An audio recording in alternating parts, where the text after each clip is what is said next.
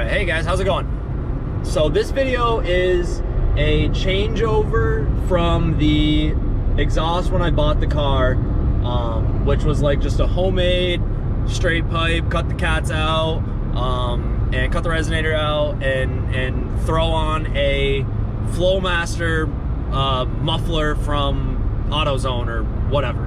And that was what was on it. It sounded good, but it was just a loud sound. It was just loud. It had no tone, nothing. It screamed, it droned forever on the highway.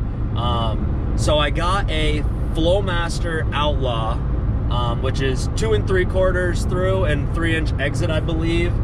And I installed that a couple months ago, and you'll see that in the later videos. That sounds so much better. It has a great tone. It just roars at you, and I think you'll think it sounds much better. So enjoy. Let me know what you think.